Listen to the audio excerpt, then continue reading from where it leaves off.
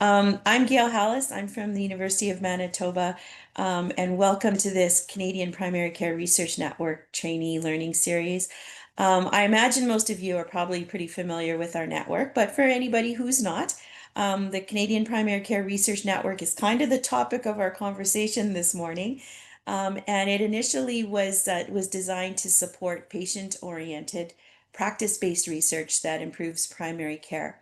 So the mission was to facilitate research, which includes supporting the spread and scale of innovations, as well as building and growing local practice-based research networks, and just generally building capacity for primary care research.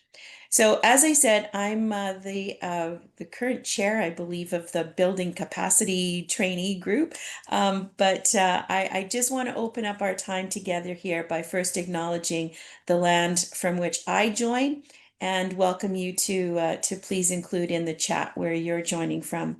So as I said, I'm from the University of Manitoba, and our campuses are located on the original lands of the Anishinaabe, Innuit, and Sininawak, Dakota, Wate, Dene, and the national homeland of the Red River Métis. We respect the treaties that were made on these territories. We acknowledge the harms and mistakes of the past, and we dedicate ourselves to move forward in partnership with Indigenous communities in a spirit of reconciliation and collaboration. So again, as I said, please use the chat and acknowledge and recognize the land where you're joining us from. So the Canadian Primary Care Research Network has this Building Capacity Committee, and we host four learning series, or we've hosted four learning series, this being the last one, specifically designed for trainees by trainees, and it's in partnership with the Tutor PhD program. This webinar series was informed by the trainees and aimed to take up some of the priority issues, maybe some of the challenges or questions that are in the minds of primary care research trainees and early career researchers. So today, as I said, marks the final presentation in our four-part series and is aiming to take up this challenge of responding to what we heard from trainees, and that is to discuss the current primary care research environment.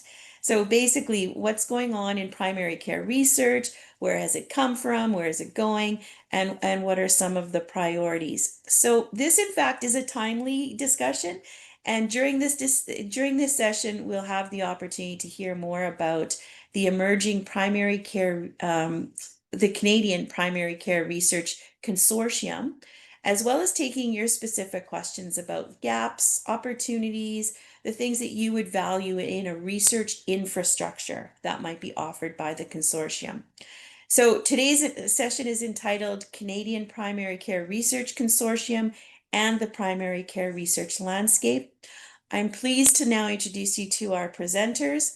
Sabrina Wong, who's a professor at the School of Nursing and Center for Health Services and Policy Research at UBC. She is the interim scientific director of the consortium. She was also the co-chair of the previous CPCRN, the network. Onil Bhattacharyya is the chair of a physician, researcher, and chair in family medicine research, and the director for the Women's College Hospital Institute for Health System Solutions and Virtual Care. Onil is the interim partnerships director for the consortium and was also the co-chair for the network. We also have Yvonne Bridges and Chad Herman here. Both Yvonne and Chad have been facilitating this change, this transition from the network to a consortium. So they will be a great addition to what we'll be talking about today. So I will hand it over to you guys now. I'm not sure who wants to go first, but the floor is yours, and welcome. Great. Thank you. So I have some slides. So I think what I'll do is I'll start and then Onil will jump in.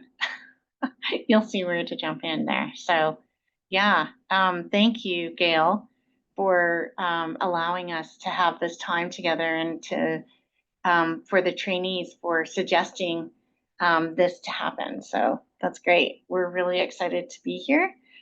So then Mela is just sharing some slides.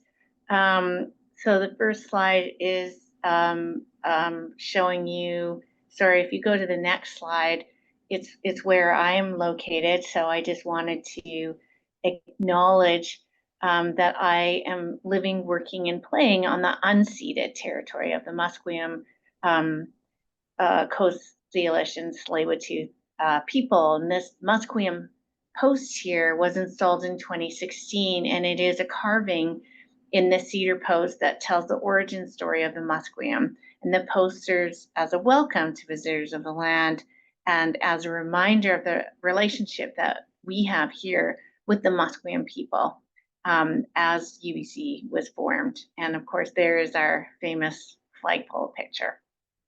Okay, so the next slide just shows you a little bit about primary care, and that it's really, as our colleague Monica Agrawal said earlier this year, this isn't academic or political. Primary care is really deeply personal. And here's a little story of somebody, a woman, who basically lost her family doctor. So she lost access to primary care.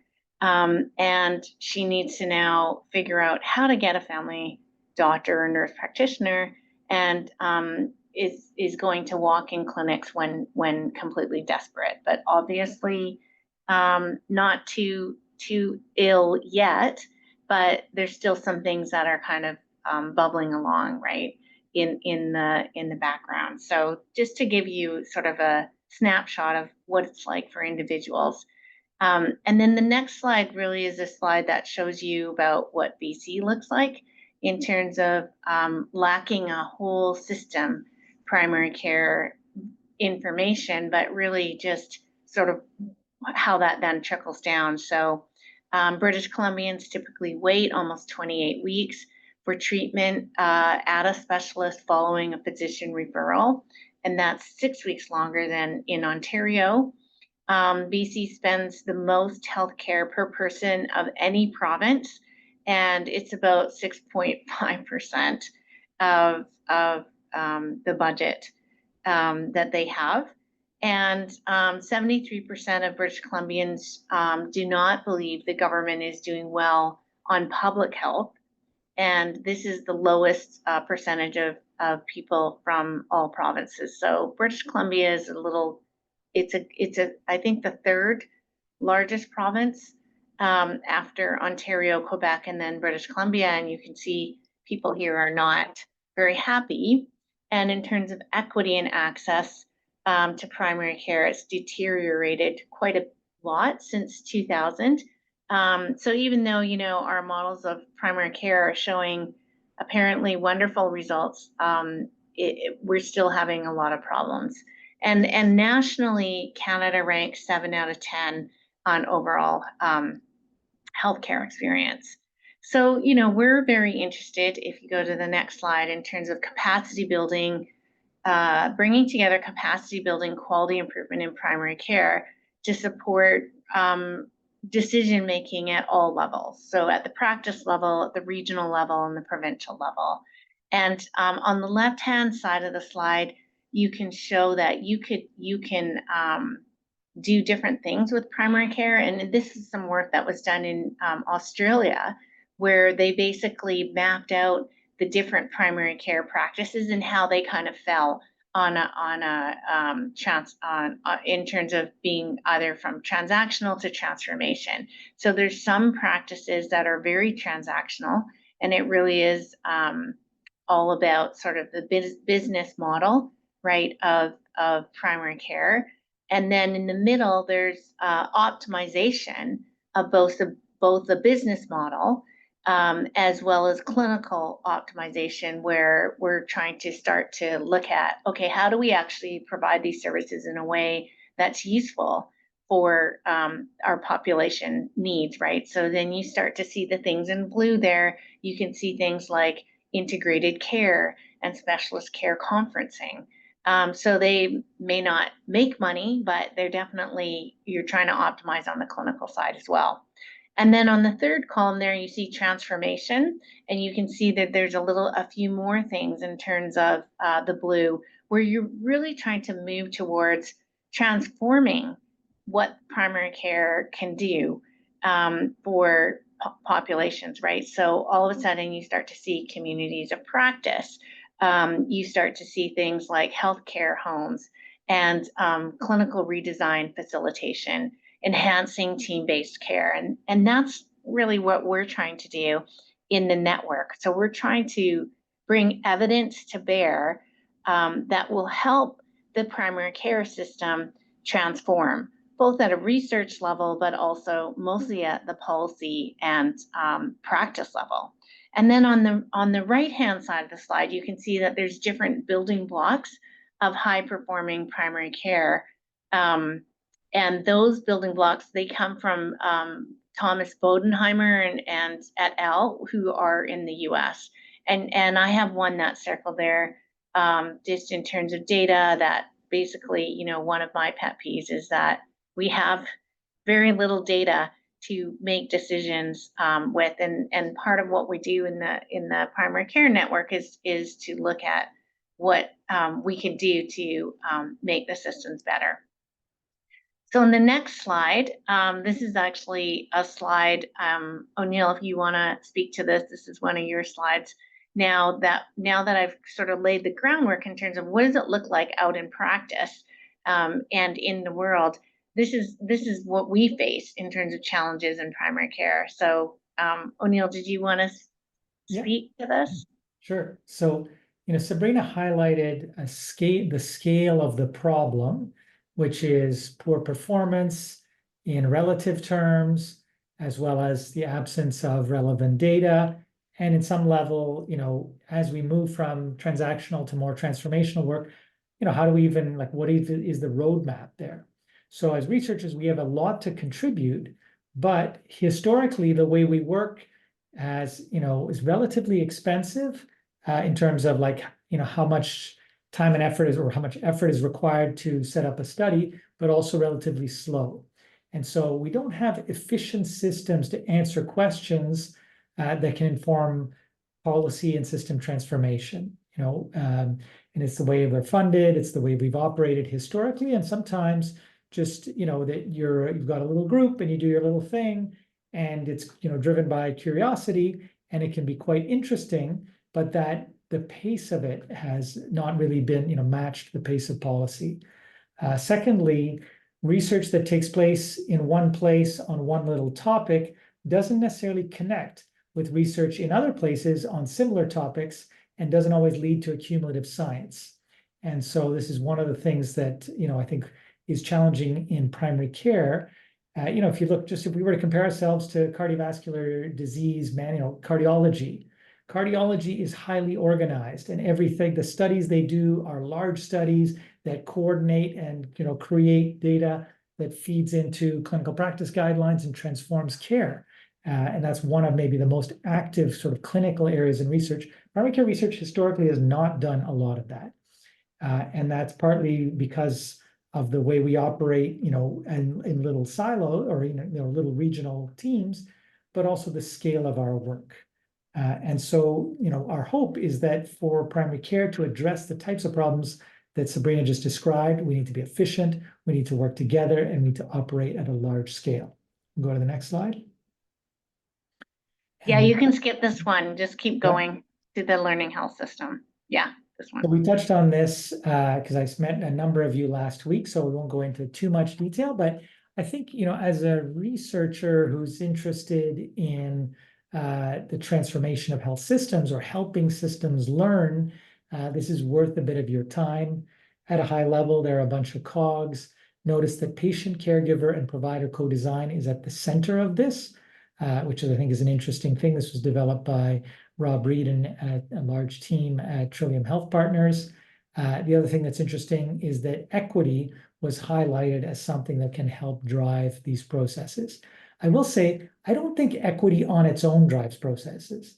It is people paying attention to equity and making it an issue that helps drive the process. And so as researchers, encourage us to be people who shine the light on equity issues and try to drive that.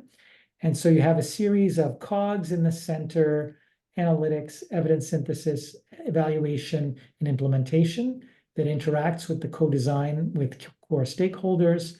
You have a series of accelerants that help move along faster. You have a series of moderators that kind of might put the brakes on things. You have equity as a core element. And then the kind of outcomes are increasing affordability, improving the experience of care, sustainability for the workforce, and improved population health and quality care. So lots to do here. I think as a primary care community, we're interested in trying to advance the primary care piece of this system, but also advance the principles of learning health systems so we can drive this engine faster. Move to the next slide, please. We have a list of projects which we touched on in the past. You can click through.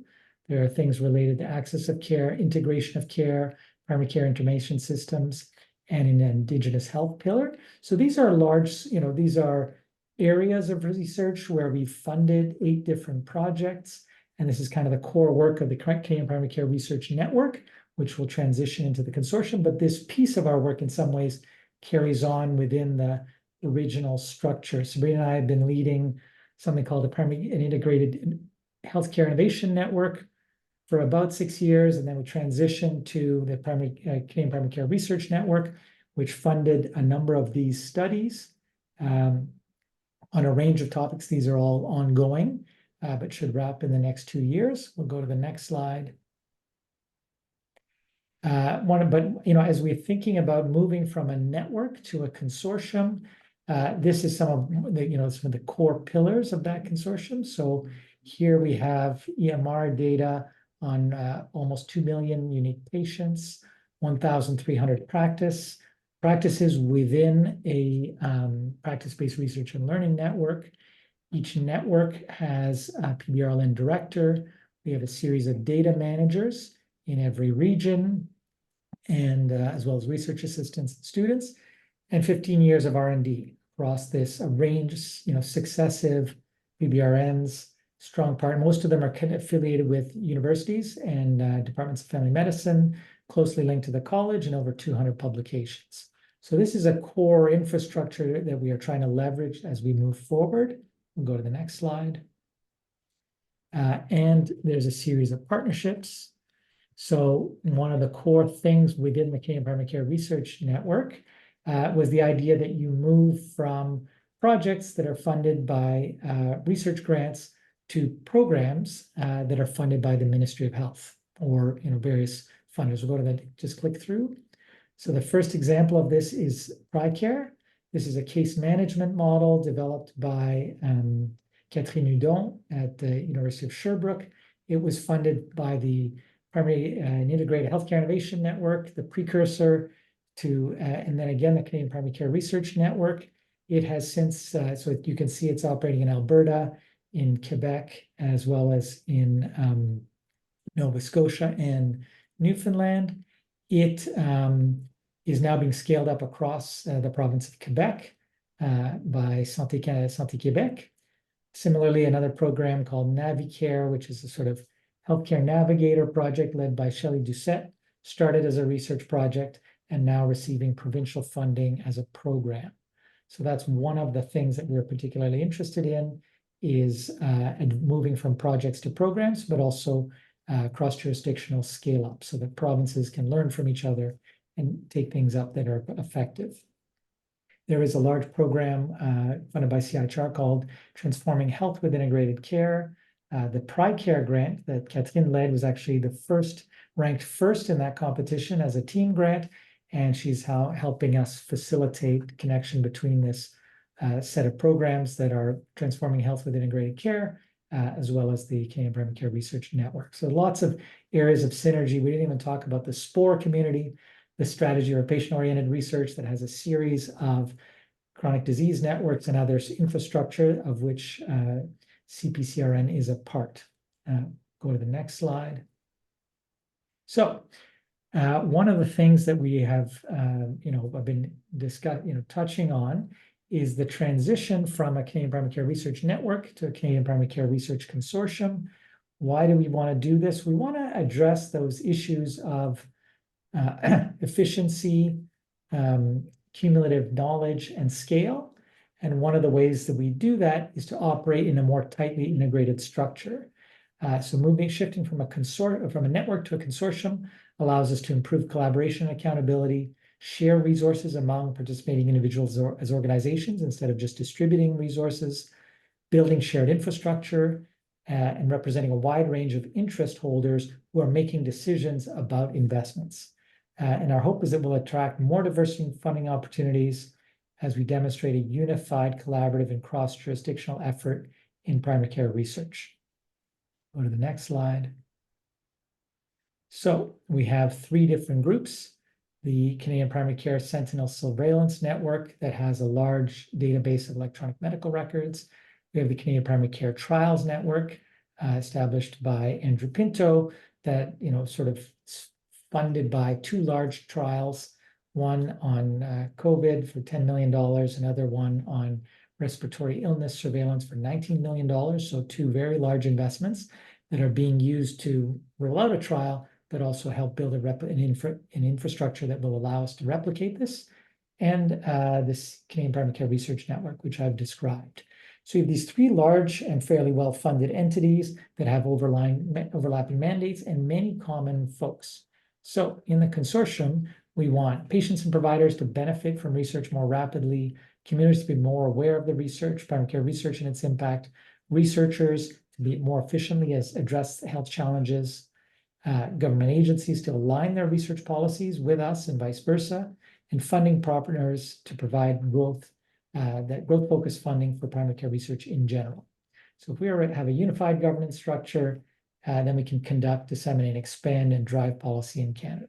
So that's our pitch for a consortium. We'll go to the next slide. This is our vision: a home for primary care research to advocate, capitalize, and strengthen the impact of patients. Our purpose is to be a formidable research organization that speaks with a united voice to government, public, and institutions for the good of all Canadians, and with the core values of courage, inclusiveness, trust, and transparency. Go to the next slide. So this is the sort of current version of our structure. At its center, we have people with lived experience. We have 4 large pillars: research and clinical trials, which I've talked about, practice-based research and learning networks, so those networks and how they operate and how they facilitate both research and quality improvement, data and analytics, and here we're thinking about electronic medical record data, patient-reported experience and outcome measures, as well as linkage to administrative data. And lastly, training and capacity building, which you guys are all part of.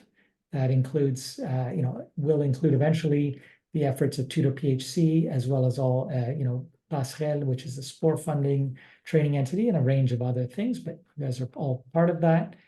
And so the things we're working on currently are governance and accountability, united advocacy, innovation within this structure, and building strong relationships. And this, people with lived experience at the center includes both patients, families, communities, as well as First Nations, Métis, and Inuit peoples, as well as underserved communities. So this, philosophically is advancing science, but also really thinking about Indigenous ways of working and knowing, and weaving those with primary care methods of working and knowing. So experiential knowledge, traditional knowledge, as well as scientific knowledge. Now, I will say this is not a trivial enterprise. Primary care has historically operated on a small scale with people doing their own thing. And in fact, when you think of primary care providers, I think many people choose primary care because they don't want to be part of a hospital. They don't want to be part of a large organization. They want to be doing their own thing at a small scale. So bringing people together into large structures is a philosophical shift. We think there's value in it, but I think, at the core of this is really building strong relationships and demonstrating that value to make people feel like this is a worthwhile way of working. Go to the next slide. Here is our interim advisory board, which met on Monday, just yesterday. And so a range of researchers, we have a patient partner, and people from various areas. We'll go to the next slide. This is the transition team who does all the heavy lifting. I want to shout out to Chad, who really makes a lot of these things happen, and Yvonne, who has really given us enormous direction as a consultant with enormous expertise in organizational transformation and governance. Yet our executive director, Sabrina, and I, both in the scientific and partnerships role, and Paolo as a coordinator, and Manuela, who keeps us all in the right place at the right time, saying and doing the right things. We'll go to the next. Thanks. Oh, that's it. I think that, yeah, you can go through the You wanna timeline. take this one, Sabrina, because you are more intimately involved in moving this agenda forward. Yeah, and then we're gonna turn it over for dialogue. So this is just sort of our timeline in terms of what we want to try to achieve for CPCRC. So the timeline starts here in January, but really this has been going on for a while, since probably October of 2024. And so this kind of builds a bit of a history of what we are doing. And this is, working with Yvonne has helped us really say, okay, well, this is what you're doing in this quarter. This is what you're focusing in on this quarter. So you can see we're in June. We had a board meeting yesterday, and we're moving into thinking about what does the structural design look like for sort of the next phase of this. So we are, moving on things like a website. We're gonna have another meeting. We have some board positions that will open up, et cetera. So you can see the first year of any kind of consortium or anything that you're trying to build is it takes a while, right? Like it takes a whole entire year, probably a year and a half. And we're doing this, as I guess academics and sort of sham artists in the business entrepreneurial world. But anyways, that's kind of what our timeline looks like. So we can take the slides down, and that kind of gives you a very brief overview of what CPCRC looks like. And I think to the outside world, I can tell you that what it looks like is, wow, you guys have built a platform, right? So Gail is part of building of that platform. Gail is the person who is running and co-chairing this building capacity piece, which is extremely important. And so on the outside, it looks like we have a platform of practice-based research and learning networks, which we're engaging. We have some data in primary care for our primary care information system. We also have different nodes across the country. And Gail, as she was saying, is sitting in Winnipeg and Manitoba as one of those co-leaderships in that particular province. So on the outside, this is a good thing, right? They're looking at us and saying, wow, you guys have a platform that is set up. We spend a lot of time investing in you. And so now we're kind of ready to move to the next stage. And this is where the questions come for you as trainees. Now, having seen that and thinking about where we want to build, what would you like to see in terms of strategic priorities that the consortium would move forward in terms of building capacity? Because this is where it's your chance to tell us, and then we're here to listen and then move those forward. So that's my question to you to kind of get us started. What would you like to get out of involvement in a consortium?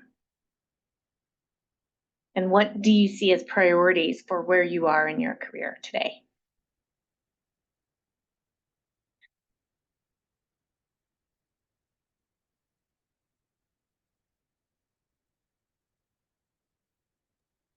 Yes, Denise. Good morning, good afternoon, depending on where you're coming from. Just a bit of background. I'm based in Toronto, but I am a graduate student at Royal Roads University in BC. What I am wondering as a student is finding out or learning what other people are working on. So what I see here is an opportunity through the consortium to see what priorities there are for research, as well as potential to collaborate. Am I understanding correctly? Okay. So that would be great, because sometimes we're applying for, you're applying for grants now, and sometimes we're applying for grants and we're all applying for the same grants. And so this allows us an opportunity to potentially partner or collaborate and maybe work on a grant together rather than each competing for the same grant. So is there going to be a place, like a database, that we can reach out to search and kind of help us navigate that? Or how is that envisioned right at this stage? Well, I think we're open for suggestions. So that's a great one, right? Exactly what you just said. How do we try to connect newer folks to other folks especially in terms of collaboration and writing of grants and participating. Yeah. So it's not envisioned yet, but it's definitely, we hear you. Okay, I'm sorry, I don't have the answer myself, or else I wouldn't ask the question. Yeah, No, I think mean, it's good. but I think it's good, like essentially what we want to hear is like, what are your priorities, right? So that one, when I talked about the absence of accumulative or the difficulty of creating accumulative knowledge, is multiple people will apply for the same grant with a similar proposal at the same time. They have no way of knowing that someone else is doing, applying. I've been scooped before, got a grant for something that was already done because it had been done in the period between the application and the receipt of the grant. So I think and thank you for flagging that. I think we'll come back with some solutions, but I think we're interested in hearing what your perceived issues are. Yeah. Natalie?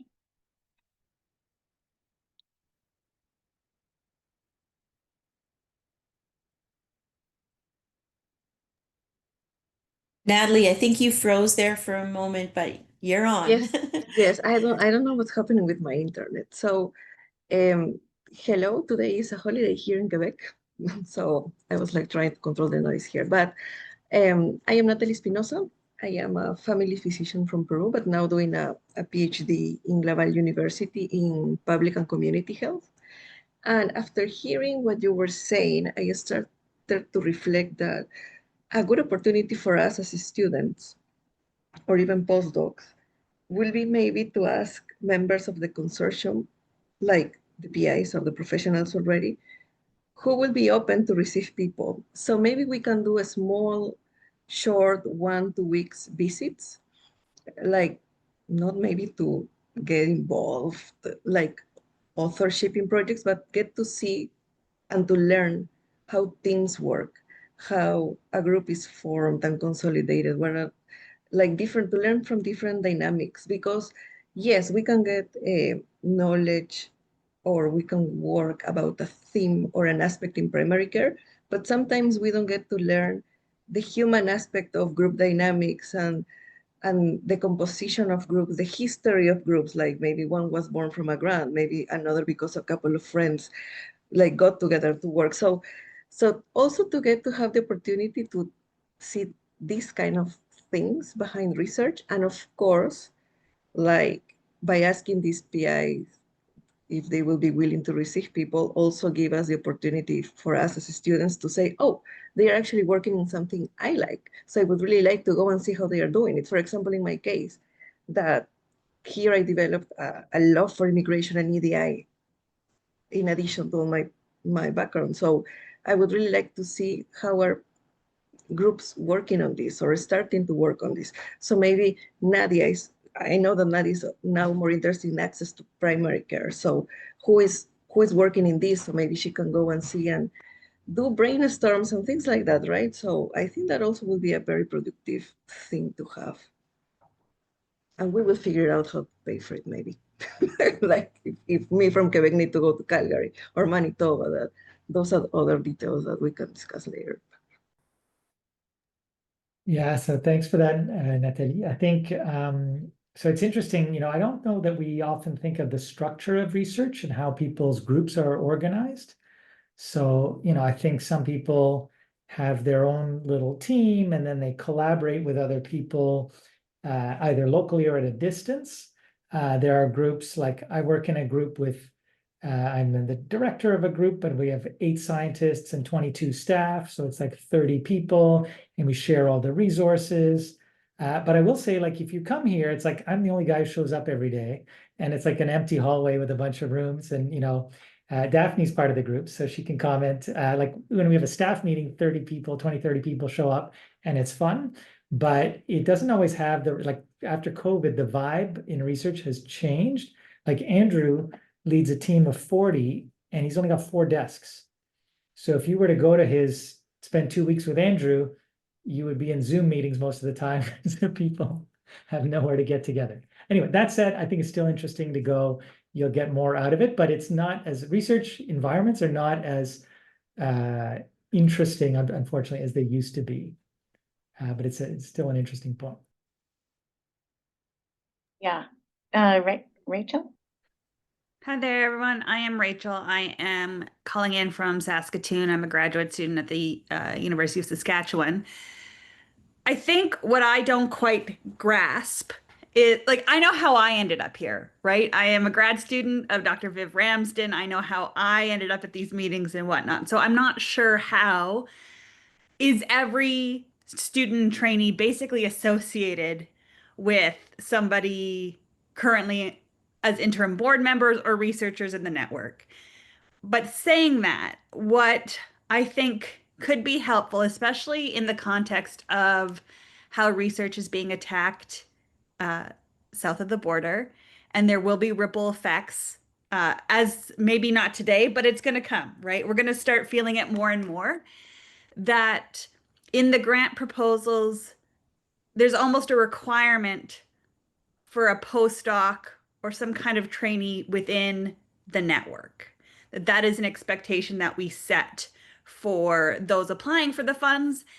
I don't want to be too insular, again, because I don't know how people get into the network, so I don't want to like completely gatekeep those opportunities, but it could be an aspect of encouraging others to join the network in order to have those opportunities available. That's just my thought. Sorry, say that again in terms of the having. So how do you see people joining the network? That there would be money provided by the network? Well, this is the part I don't understand is. Yeah, no, it's good. Like if the only people who are a part of the net, or like I don't know how closed of a circuit we are as a network with researchers across the country, right? I don't know if it is easy for new researchers to join, like to come across it and join, or if it's more like who you know and who gets invited and it kind of remains its own silo. Yeah, yeah.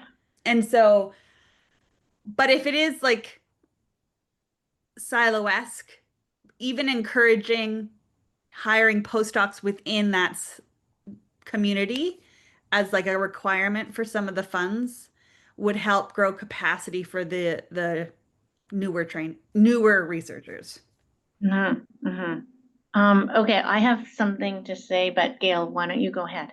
And then Yeah, for sure, Sabrina, and it's related to this. I'm not adding on. Rachel, that's a really good point you made. And that in Manitoba here, as far as being sort of the network lead, I get that question quite often about how do I join the network?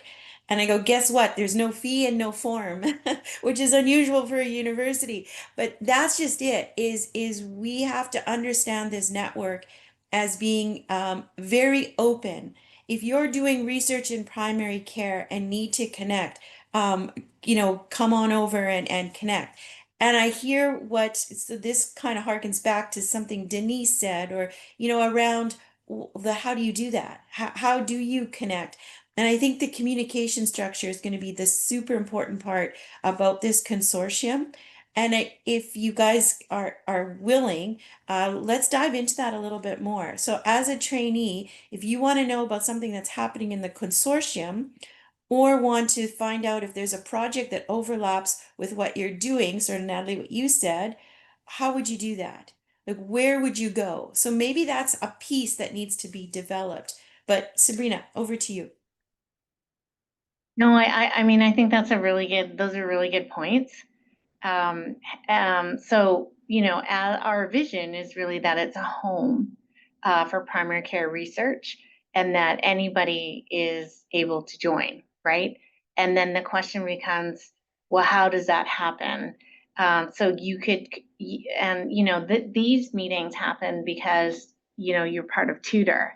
So you hear about the announcements; they were advertised, and anybody can join the learning sessions, right? And the requirement here was you're a trainee. So we do offer a bunch of different learning series for people to learn and then to connect with different people. So and then I think the next question is like, well, I'm interested in very specific kinds of projects. And so that's, I think, a part that we can definitely help to facilitate and convene around is the sort of ability to support newer people to learn how to navigate in the world of primary care. Because Onil and I think there's maybe a maximum 400 primary care researchers in Canada, right? And we know many of them. I would hazard to guess we know 50%, so, which I think is not bad, but we also know all the practice-based research and learning network directors across Canada.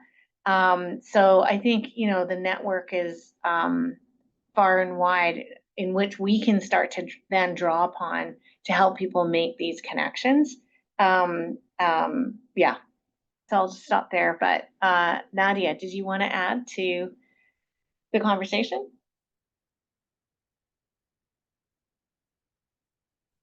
Hello. Yeah, well, yes, I've got lots to say, but I'll try and structure what I've got to say.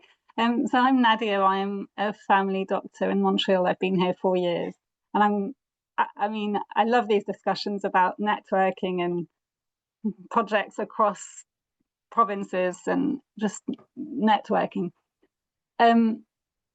I suppose there are a few things that, well, first, Rachel, in response to what you were saying, I think I wondered that about Tutor in the first place, for example, because I came to Tutor knowing absolutely nobody, just pitching up to NatCrack and curious, and found out about Tutor through the Building Capacity network. So I do feel feels to me a very open network in terms of if you came from the outside and you want to join, it's possible. So that's the first thing. Second, Onil, one of the things that you mentioned, I suppose what I was thinking is that point between distribution of funding versus sharing of funding or sharing of the research, which just feels really fundamental because there's so much talk about distribution, I think. And what I'm struggling with locally, and I'm just sharing this because I think it kind of on a grander level applies, is I've just managed to secure funding to do 1 day of research locally at the Université de Montréal. And there were 5 of us across the Université de Montréal network, family physicians who've got that funding. And my whole rationale for this is to try and build, I'm responsible for the scholarship programs of the residents here, and I'm just noticing there's lots of tiny little projects that all look really similar, and everyone's working slightly differently and all coming up with the same results. And I'm thinking, why are we not doing this in a more uniform way so that we can work together and build something more substantial? And so that was part of my thinking. And then there were 4 others, and I contacted them saying, oh, we've all got this funding, let's try and build something. I love your idea about doing this project. Can I do the same project in my clinic so then we can, create something bigger? And everyone's response is, oh, well, that sounds great, but I haven't got the time because I'm too busy with my own project. And I think, that's exactly what's happening, is everyone is too busy with their local project because the funding comes for one project and there's no incentive to do a project that's a bigger project, which is more complicated, more expensive, and obviously takes longer. So this idea of course, of the consortium is a much wider vision, much longer vision, and obviously much more expensive. And you spoke about that as well, about the funding required to create such a network. But I still think that in people's minds, it's just too complicated, and it requires. Yeah. So, and that's on a small scale. Obviously, I know I'm speaking to converted. I know you all believe in it, but I just think those are the sorts of struggles we are experiencing on the ground. And so then I think, well, how do we change that slightly? Say, okay, yes, I know it's going to be more complicated, more expensive, and it's going to take longer, but it's worth it in the long run.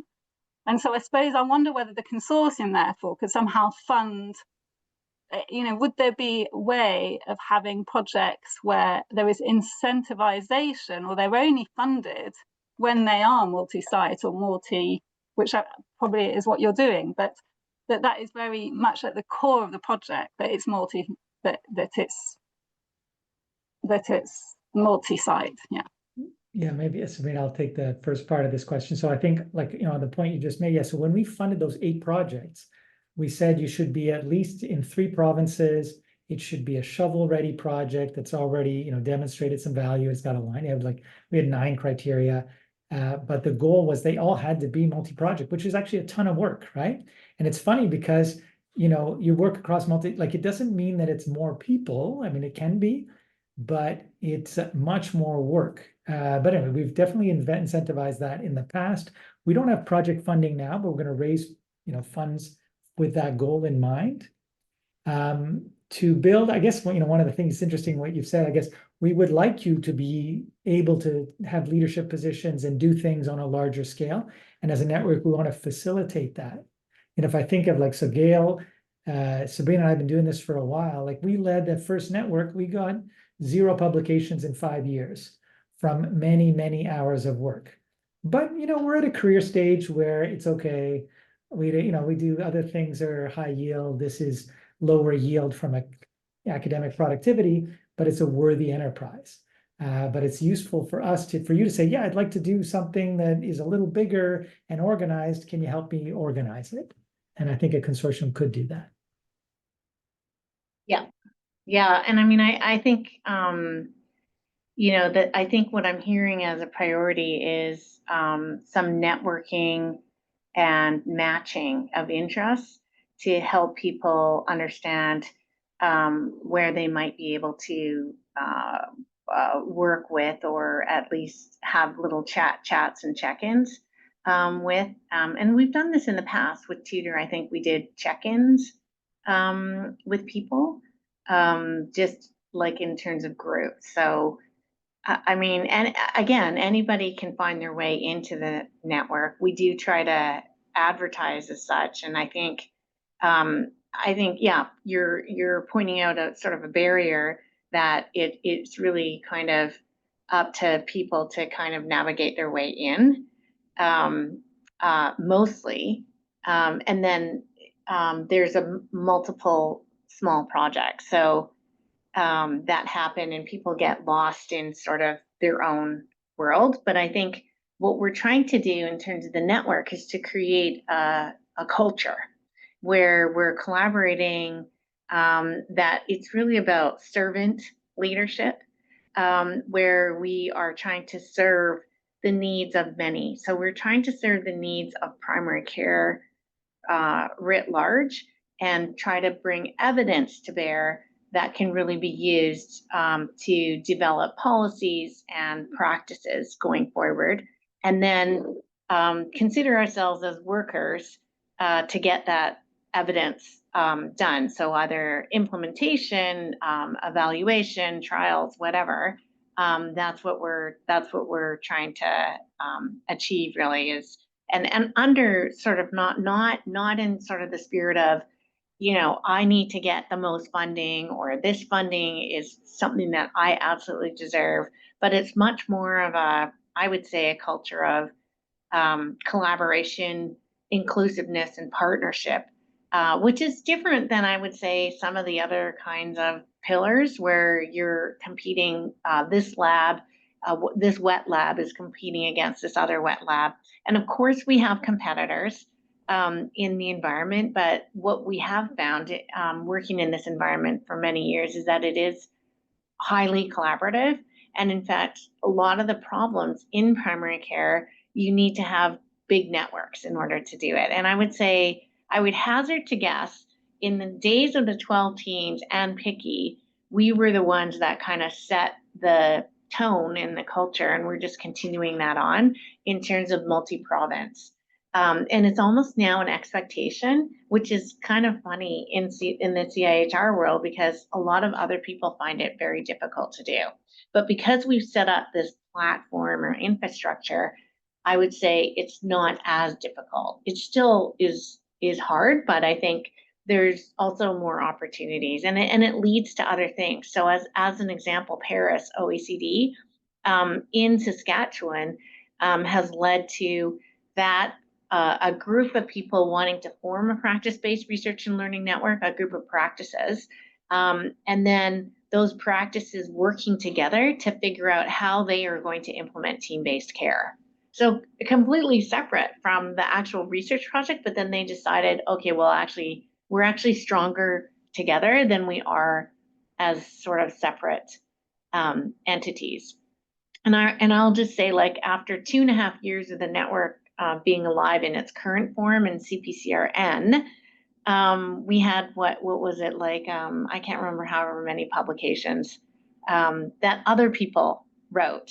So we may not have been on the publication, but the other folks in the network, like the people who were leading research projects, they all got publications. And then it garnered like $70 million more of early career researchers and other researchers for projects and teams to carry on with other work.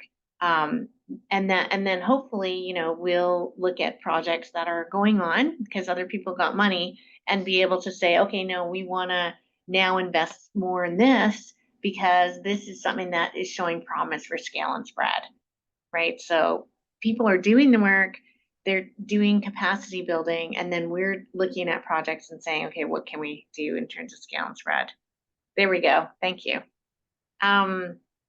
So I know we only have a few more minutes left. Do we want to talk about other priorities, or what do you see as strengths in terms of? Yeah, Gail, this is we're just starting a conversation in a way, and we're going to be working with different people in different ways. But Gail, any thoughts on how we wrap this up to you know what, I just want to highlight, and I'm sorry I didn't notice this sooner. Matthew talked about, cross-provincial collaborations, which we've touched on, but connecting to decision makers. And I think that was a piece that this network also started to develop, was that relationship and that channel to the health system decision makers. So I think that's another benefit. How do trainees then sort of capitalize on that? Or start to bring that into their work? That may be a question for our network as well. I don't know if you want to really briefly respond to that. I mean, I would say the easiest way is to tag along on existing projects. If you have, if there's a PI that you're already working with or you want to work with, and that's the conduit, right? The work with policymakers is based on relationships. And it's because you've done things with them over time that you build trust. And so if you tag along, then you can have that, sort of build that connection. Okay, but I think we do need to end it there. Thanks for Onil for jumping in. So thank you both, Onil and Sabrina, for presenting around the consortium and sort of where the network's been and where it's building to. I think the presentation today, Manuela, correct me if I'm wrong, is going to be available, the recording available online. So we'll keep you posted on that. And as I said, this is the last of our learning series. And so please stay tuned as we look to a new series in the fall. And having said that, really feel free to pass along any kind of topic areas that we should be taking up for the learning series for the next year. This wraps up this year, and I have to say, Manuela, a very big thank you to you. You've been huge in terms of keeping everything organized and on track. So thank you so much for all the hard work that you've done. So once again, a big thank you for tackling this big topic. We've had other people say no, so it made sense that this landed with the network and the consortium as being sort of the primary care research landscape. So again, Sabrina, Onil, thank you so much for presenting. And that's a wrap for this year. Thank you all for joining us. Thanks, everyone. Bye-bye. Have a great summer. Thank you, Gail, and everyone. thank you, everyone. Bye. Okay, bye.